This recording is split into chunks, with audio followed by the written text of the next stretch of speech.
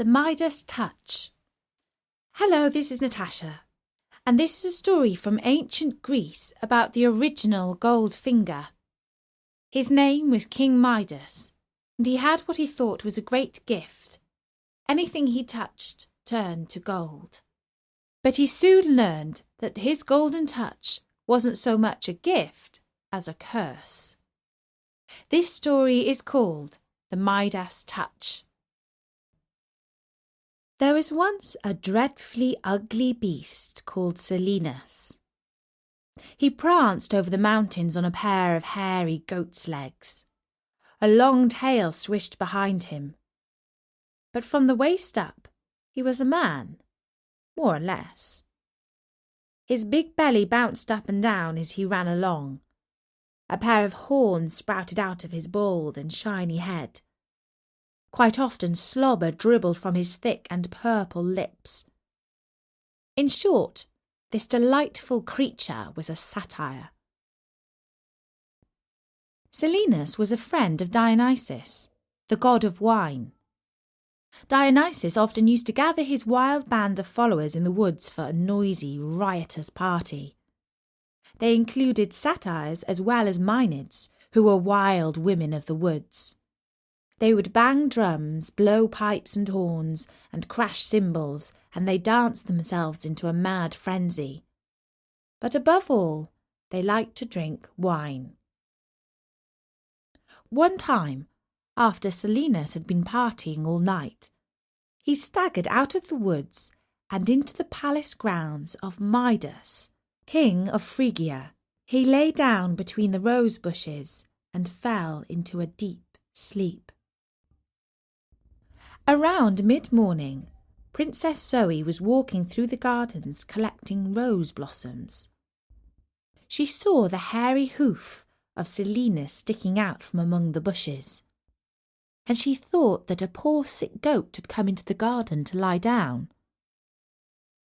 As he was dirty and smelled not very nice, she called the gardener. When he came, he pulled on the leg and found not a goat, but a satyr. "Ah, he's horrible!" exclaimed Zoe. "Throw him on the compost heap." "I'd better ask the king before I do that," said the gardener. "After all, a satyr can bring good fortune." When King Midas learned that there was a satyr sleeping in the rose garden, he ordered that he might be given a bed in the palace until he felt better. The servants carried him on a stretcher to the best guest room, and there he remained, snoring loudly and smelling like, well, a goat, for almost another day. When finally he arose, he staggered into the palace kitchen and noisily demanded cheese, eggs, and wine. The cook wanted to chase him out with a meat cleaver, but the steward held him back, saying that the satyr was a guest of the king. Silenus took the wine and went wandering round the palace, leaving dirty hoof prints as he went.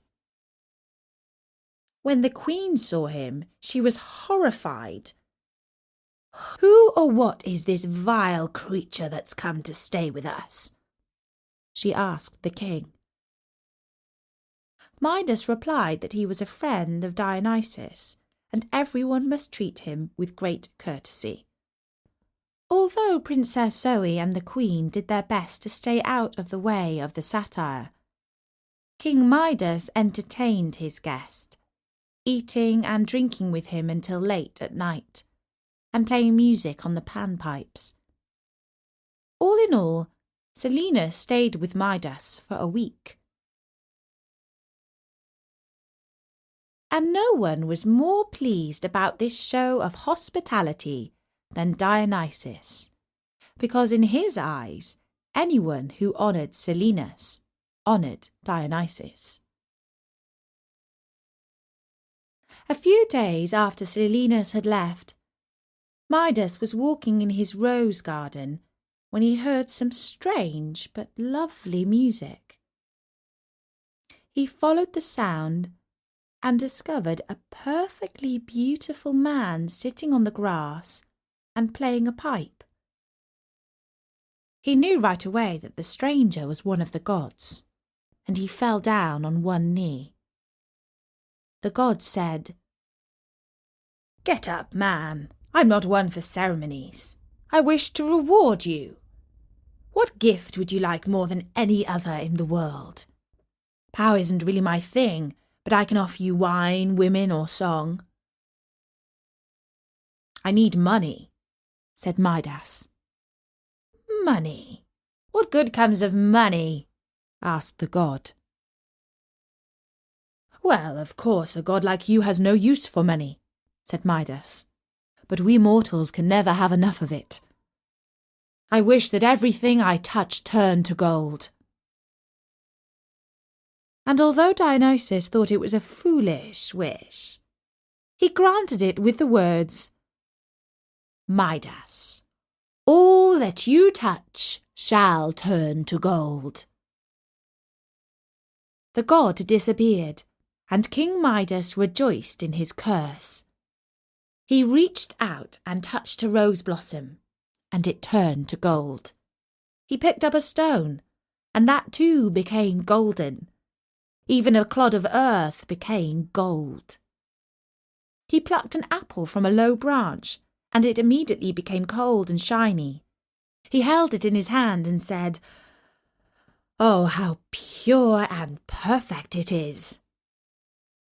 And then he tossed the golden apple over his shoulder and hurried into the palace to try his touch on random objects, columns, statues, furniture, doorknobs. The servants heard his voice laughing and shouting, "Gold, glorious gold!" And they wondered what had gotten into the king. Princess Zoe heard him too. She found him turning peas into little golden nuggets. "Father, what has happened?" she asked. "The most wonderful thing," he replied, and he hugged her. But this was not what he had expected. He was holding not his daughter in his arms, but a cold, still statue. Distraught, he went to the fountain to wash his hot tears from his face. But as he scooped up the water in his hands, it turned into liquid gold. Now he realized the cruelty of his gift. He called out, "Lord Dionysus, save me from this cursed metal." And Dionysus heard him and took pity on the foolish king. He appeared on the edge of the fountain and said, "Go to the river that flows by the great city of Sardis. Make your way upstream until you come to the source. Plunge your head and body at the same moment into the foaming fountain, where it gushes out, and wash away your foolishness." Midas did as he was told, and when he plunged into the stream, the banks and the flowers that grew on them became yellow and golden. But Midas emerged from the waters free of his wish for riches and gold. And as long as he lived, he rejoiced in all that was simple and natural. And that was the story of the Midas Touch.